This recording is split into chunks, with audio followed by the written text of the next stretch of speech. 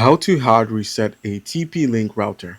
Alright guys, so before you reset, a hard reset will erase all your settings such as a Wi-Fi name and password. You're going to lose your ISP settings such as a PPOE setting and any custom configurations that you have attached to your TP-Link router. Alright guys, so the next step you're going to take is making sure the router is powered on.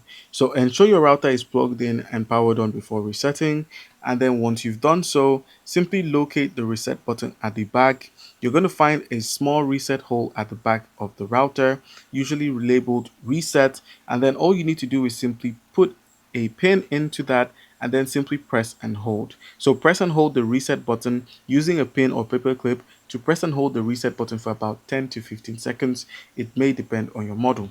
All right, and then once you're done, you release it when the lights start blinking.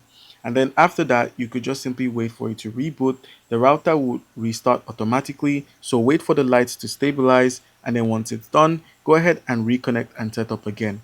So connect to the default Wi-Fi name and set up your router once more. And that's how you reset.